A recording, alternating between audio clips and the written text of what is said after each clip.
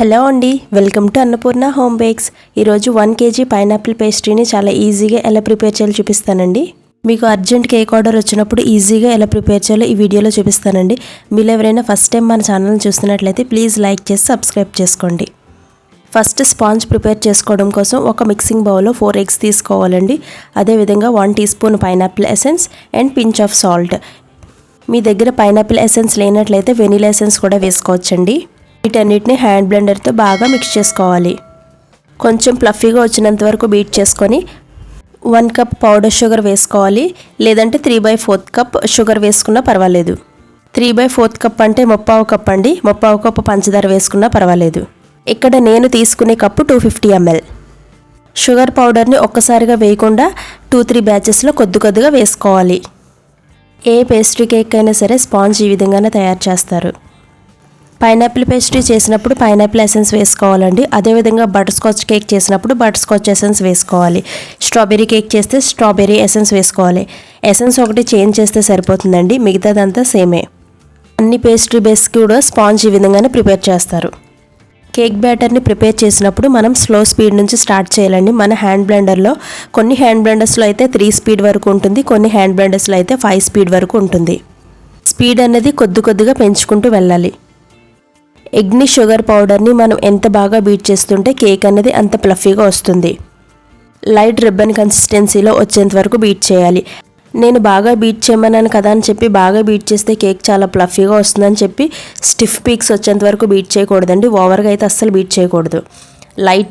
వీడియోలో నేను చూపించిన విధంగా లైట్ రిబ్బన్ కన్సిస్టెన్సీ వస్తే సరిపోతుంది. మరీ ఓవర్గా బీట్ చేసినా సరే కేక్ లోపలికి సింక్ అయిపోతుంది. ఇప్పుడు 2 tablespoon ఆయిల్ వేసుకోవాలి. ఇక్కడ నేను సన్ఫ్లవర్ ఆయిల్ వేసుకుంటున్నానండి. 2 tablespoon అంటే 30 ml ఉంటుంది ఆయిల్. అంటే 1/2 cup ఉంటుంది కదండి మీ దగ్గర, 1/2 cupలో సగం ఆయిల్ వేస్తే సరిపోతుంది. 1/2 cup అంటే 60 ml. ఇక్కడ నేను ఆయిల్ వేసింది 30 ml వేసాను. ఆయిల్ వేసి జస్ట్ ఒక 20 to 30 seconds బీట్ చేస్తే సరిపోతుంది, ఓవర్గా బీట్ చేయకూడదు. ఇప్పుడు డ్రై ఇంగ్రీడియంట్స్ అనేవి తీసుకోవాలి. నేను ముందుగానే 1 cup maida, 1 teaspoon baking powder and 1/2 teaspoon baking soda ఈ మూడింటిని 2-3 సార్లు జల్లించుకొని పక్కన పెట్టుకున్నాను. ఇప్పుడు జల్లించి పెట్టుకున్న ఆ పిండిని ఈ బ్యాటర్లో మిక్స్ చేసుకుంటున్నాను. పిండి మొత్తం ఒకేసారి వేయకుండా ఇది కూడా 2-3 బ్యాచెస్లోనే వేసుకోవాలి. పిండి మొత్తం ఒకేసారి వేసుకుంటే మనకి ఉండలు కట్టినట్టుగా ఉంటుందండి, కేక్ సరిగా రాదు. సో కొద్దిగా వేసుకోవాలి. ఇక్కడ నేను మైదా కూడా 250 ml కప్తోనే తీసుకున్నాను. మైదా, బేకింగ్ పౌడర్, బేకింగ్ సోడా నేను ముందుగానే జల్లించి పెట్టుకున్నానండి, అందుకే మీకు కప్ మెజర్మెంట్ అనేది చూపించలేదు. బ్యాటర్ కన్సిస్టెన్సీని అడ్జస్ట్ చేసుకుంటూ 2 to 3 tablespoon మిల్క్ వేసుకుంటే సరిపోతుంది. ఇక్కడ పచ్చిపాలను వేయకూడదండి, బాయిల్ చేసి చల్లారి పెట్టుకోవాలి. చల్లారి పెట్టుకున్న పాలను మాత్రమే వేసుకోవాలి. బ్యాటర్ని ఓవర్గా మిక్స్ చేయకూడదు. మనం తీసుకునే మైదా ఎగ్లో కలిసేంత వరకు బీట్ చేసుకుంటే సరిపోతుంది. ఇప్పుడు విస్కర్ తీసేసి స్పాచులాతో కట్ అండ్ ఫోల్డ్ మెథడ్లో మొత్తం ఒకసారి కలుపుకోవాలి. ఇక్కడ నేను 1 kg పేస్ట్రీ బేస్ ప్రిపేర్ చేస్తున్నాను. దానికోసం నేను 8-inch టిన్ తీసుకున్నాను. ఈ బ్యాటర్ 500 to 520 grams ఉంటుందండి. బేక్ చేస్తే మనకి 500 grams స్పాంజ్ వస్తుంది. కేక్ టిన్ని ఆయిల్తో గ్రీస్ చేసుకొని బటర్ పేపర్ వేసుకోవాలి. మీ దగ్గర బటర్ పేపర్ లేనట్లయితే కేక్ టిన్ మొత్తం మైదాతో డస్ట్ చేసుకోవాలి. కేక్ బేక్ చేసుకోవడానికి ఓవెనే అవసరం లేదండి, గ్యాస్ పైన కూడా బేక్ చేసుకోవచ్చు. ప్రీహీటెడ్ ఓవెన్లో 180 degrees దగ్గర 30 to 35 minutes బేక్ చేసుకోవాలి.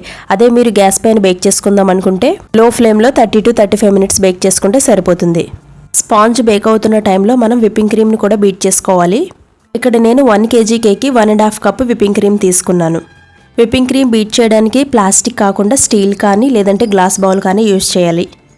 విప్పింగ్ క్రీమ్ ఐస్ ఫామ్లో ఉన్నప్పుడు బీట్ చేయకూడదండి, కొంచెం లిక్విడ్ స్టేజ్కి వచ్చిన తర్వాత బీట్ చేసుకోవాలి. విప్పింగ్ క్రీమ్ బీట్ చేయడానికి ఇంత టైం అని నేను చెప్పనండి, ఎందుకంటే మన హ్యాండ్ మూమెంట్ని బట్టి ఉంటుంది. అదేవిధంగా మనం తీసుకునే హ్యాండ్ బ్లెండర్ యొక్క కెపాసిటీని బట్టి కూడా ఉంటుంది. అదేవిధంగా విప్పింగ్ క్రీమ్ బీటింగ్ అనేది వెదర్ కండిషన్ బట్టి కూడా ఉంటుందండి. కొంతమందికి 3 minutesలో బీట్ అవుతుంది, లేదా కొంతమందికి 4 minutesలో కూడా బీట్ అవుతుంది. విప్పింగ్ క్రీమ్ని బీట్ చేసినప్పుడు హ్యాండ్ బ్లెండర్ స్పీడ్ ఒక్కసారిగా పెంచకూడదండి, ముందు తక్కువ స్పీడ్ నుంచి స్టార్ట్ చేసుకోవాలి. తర్వాత క్రమంగా స్పీడ్ పెంచుకుంటూ వెళ్ళాలి. నాకు 3 minutesకి విప్పింగ్ క్రీమ్ బీట్ అయిందండి. చూడండి, ఈ కన్సిస్టెన్సీ వచ్చేంత వరకు బీట్ చేసుకోవాలి. విప్పింగ్ క్రీమ్ని బీట్ చేసుకున్న తర్వాత షుగర్ సిరప్ని కూడా ప్రిపేర్ చేసుకోవాలండి. నాకు ఎన్ని కేక్ ఆర్డర్స్ వచ్చినా సరే నేను షుగర్ సిరప్ని నార్మల్ది వేయనండి, బాయిల్ చేసి మాత్రమే వేస్తాను. బాయిల్ చేసి వేస్తే కేక్ టేస్ట్ చాలా బాగుంటుంది. 35 మినిట్స్ తర్వాత కేక్ బేక్ అయిందండి. బట్ ఇప్పుడు నాకు ఇది అర్జెంట్ కేక్ ఆర్డర్ కాబట్టి కింద బౌల్లో కొంచెం వాటర్ తీసుకొని ఈ కేక్ టిన్ని ఆ బౌల్లో ప్లేస్ చేశాను. ఒక 10 మినిట్స్ తర్వాత కొంచెం వేడి తగ్గుతుంది. అలానే కంప్లీట్గా చల్లారదండి, కాకపోతే కొంచెం వేడి తగ్గుతుంది. ప్యాలెట్ నైఫ్తో కానీ ఏదన్నా నైఫ్తో కానీ కేక్ చుట్టూ కూడా ఇలా డిమోల్డ్ చేయడం కోసం స్క్రాప్ చేసుకోవాలి. 1 kg కేక్ కోసం నేను ఇక్కడ 10 ఇంచ్ బేస్ తీసుకున్నాను. నేను సిల్వర్ బేస్ తీసుకున్నానండి. మ్యాక్సిమం గోల్డెన్ కలర్ బేసెస్ అయితే బాగుంటాయి చూడ్డానికి. బట్ నేను తీసుకునే షాప్స్లో నాకు ఏది అవైలబుల్గా ఉంటే నేను అదే తీసుకుంటాను. నేను కేక్ని 3 లేయర్స్ కింద కట్ చేస్తున్నానండి. కేక్ పైన మీరు బ్రౌన్ పార్ట్గా ఉంది కదా, మీరు తీయాలనుకుంటే ఆ బ్రౌన్ పార్ట్ని రిమూవ్ చేసేయచ్చు. మనం ముందుగా ప్రిపేర్ చేసుకున్న షుగర్ సిరప్ని కూల్ చేసి డీప్లో పెట్టాలి. అలా డీప్లో పెట్టినప్పుడు షుగర్ సిరప్ కూడా కూల్ అవుతుంది. మీకు ఎప్పుడైనా అర్జెంట్ కేక్ ఆర్డర్ వచ్చినప్పుడు అలా చేయండి, కేక్ కూడా త్వరగా కూల్ అవుతుంది.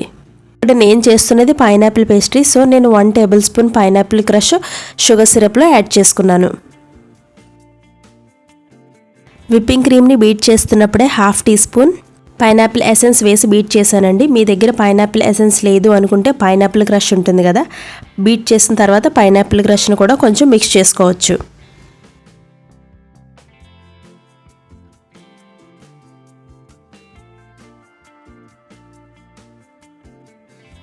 ఇలా కేక్ లేయర్లో క్రీమ్ అప్లై చేసిన తర్వాత స్పాచులాతో లెవెల్ చేసుకొని పైనాపిల్ క్రష్ వేసుకోవాలి. విప్పింగ్ క్రీమ్లో కూడా పైనాపిల్ క్రష్ని మిక్స్ చేయడం అనేది అది ఆప్షనల్ అండి. బట్ లేయర్స్లో అయితే కంపల్సరీగా పైనాపిల్ క్రష్ వేసుకోవాలి. అదే మీరు స్ట్రాబెర్రీ కేక్ చేస్తున్నట్లయితే స్ట్రాబెర్రీ క్రష్ వేసుకోవాలి. మనం ఏ కేక్ చేస్తే ఆ కేక్ సంబంధించిన క్రష్ వేస్తే సరిపోతుందండి.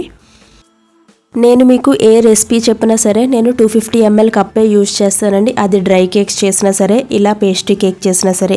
నేను ఇలా ఎందుకు చెప్తున్నానంటే నేను చెప్పినా సరే మరలా కూడా ఇదే అడుగుతున్నారండి, మీరు ఏ కప్ యూజ్ చేస్తారని.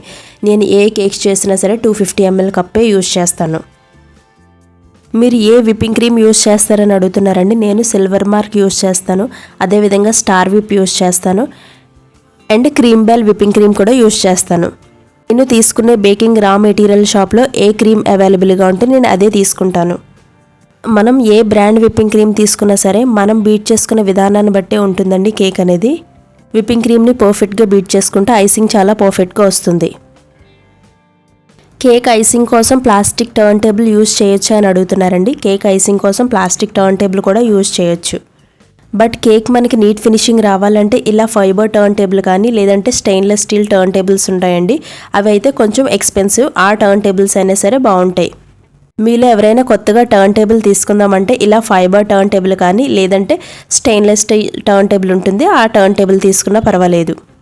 మనకి అర్జెంట్ కేక్ ఆర్డర్ వచ్చినప్పుడు కేక్ని కంపల్సరీగా క్రమ్ కోట్ ఏం చేయనవసరం లేదండి, అది నెససరీ అయితే ఏం కాదు. డైరెక్ట్గానే ఇలా కేక్ని ఐసింగ్ చేసేయవచ్చు, ప్రాబ్లం అయితే ఏమీ ఉండదు. అదేవిధంగా అర్జెంట్ కేక్ ఆర్డర్ వచ్చినప్పుడు మనం కొత్త డిజైన్స్ జోలికి అస్సలు వెళ్ళకూడదండి. మనం ఎప్పుడూ చేసే డిజైనే, ఈజీగా ఉన్న డిజైన్ని సెలెక్ట్ చేసుకోవాలి. మనం ఏ డిజైన్ వేయాలో ముందే ఒక క్లారిటీ ఉంటే కేక్ డెకరేషన్ అనేది త్వరగా కంప్లీట్ అవుతుంది. నేను ఎగ్లెస్ కేక్స్ ఓన్లీ ప్రీమిక్స్తోనే చేస్తానండి, స్క్రాచ్తో అయితే చేయను. బేకింగ్ స్టార్ట్ చేసిన కొత్తలో కర్డ్తో చేసేదాన్ని, మిల్క్ పౌడర్తో చేసేదాన్ని, అదేవిధంగా GMS పౌడర్తో కూడా ప్రిపేర్ చేసుకొని చేసేదాన్ని అండి ప్రీమిక్స్ని. వాటన్నిటికన్నా the best eggless cake concentrate ఉంటుందండి. అది వేస్ట్ చేస్తే బయట మనకి మార్కెట్లో దొరికే సేమ్ ప్రీమిక్స్ లాగే ఉంటుంది. దాంతో చేస్తే కేక్ స్పాంజ్ అనేది చాలా ప్లఫీగా వస్తుందండి. బట్ నాకు అది ఎందుకు ఎక్స్పెన్సివ్ అనిపించిందండి. అదేవిధంగా మనకి కేక్ ఆర్డర్స్ ఎక్కువ వచ్చినప్పుడు మనం వాటితో ప్రిపేర్ చేయడం కూడా చాలా టైం తీసుకుంటుంది. మైదా, షుగర్ ఇవన్నీ మెజర్ చేసుకొని, కాన్సన్ట్రేట్ పౌడర్ ఇవన్నీ మెజర్ చేసుకొని మనం స్పాంజ్ని ప్రిపేర్ చేసుకోవాలంటే చాలా టైం తీసుకుంటుంది. సో నేను అందుకే బయట ప్రీమిక్స్ అనేది యూజ్ చేస్తాను. నేను ఎగ్లెస్ కేక్స్ చాలా తక్కువ చేస్తానండి, ఎక్కువ ఎగ్ కేక్స్ నేను ప్రిఫర్ చేస్తాను. నా దగ్గర కేక్ తీసుకునే కస్టమర్స్ ఎక్కువ కూడా మ్యాక్సిమం 90% ఎగ్ కేక్సే తీసుకుంటారండి. సో నేను అందుకే ఎగ్లెస్ అనేది ప్రీమిక్స్తో నేను ప్రిపేర్ చేస్తాను. కేక్ చుట్టూ బార్డర్లో న్యూట్రల్ జెల్ వేసుకొని మనకి కావాల్సినంత స్పేస్లో వదిలేసుకొని మిగతాదంతా కూడా జెల్తో ఫ్లాట్ చేసుకోవాలి.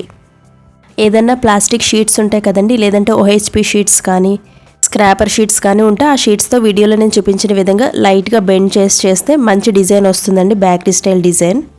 ఈ డెకరేషన్ చాలా ఈజీ అండ్ చాలా ఫాస్ట్గా కంప్లీట్ అవుతుంది. అదేవిధంగా ఏదైనా ఫ్లవర్ నోజులతో కేక్ చుట్టూ కూడా బార్డర్లో వేసుకోవాలి. 1M నోజులతో ఆ మిడిల్లో ఉన్న వైట్ పార్ట్లో ఫ్లవర్స్లో వేసానండి. ఆ క్లిప్పింగ్ అనేది మిస్ అయింది. మనం సింపుల్గా చేసిన ఈ డిజైన్ కూడా లుక్ బాగుంటుందండి.